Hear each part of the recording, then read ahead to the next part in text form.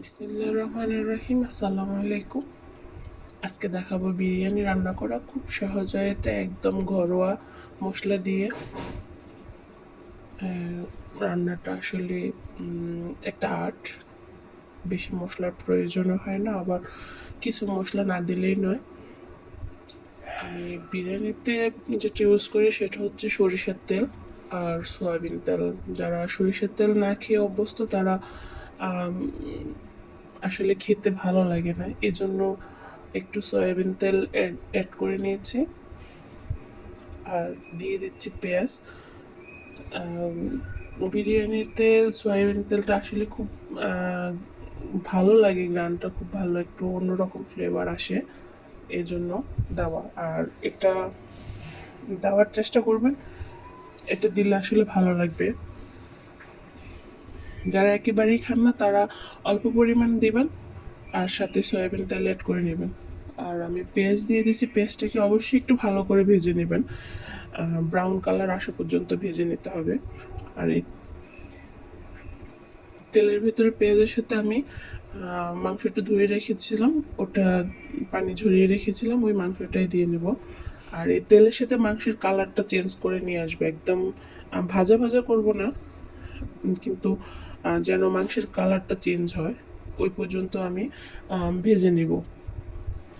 আর এরপরে আমি আস্তে আস্তে এক এক করে মশলাগুলো অ্যাড করব। আমি দিয়ে দিচ্ছি আদা বাটা, রসুন বাটা সম পরিমাণে, আদা রসুন সম পরিমাণে দিয়েছি, যেহেতু এখানে চাউল যাবে, মশলাটা মাখা মাখা হতে হবে, এই জন্য আমি সম পরিমাণে আদা আর রসুন বাটা দিয়েছি।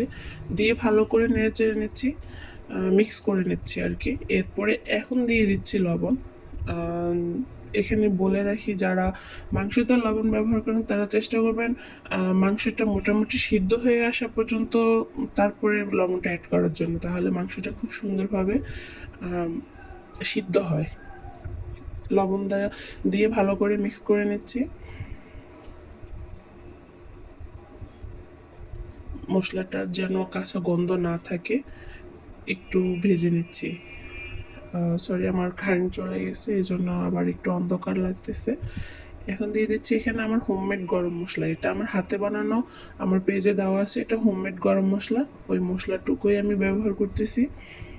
আর ঝালটা নিজের মতো করে দিবেন, শুকনো গুঁড়ামরিচ, এটা ঝালটা নিজের মতো করে, তবে বেশি না, একটু হালকা ঝাল ঝাল হলে একটু ভালো লাগে।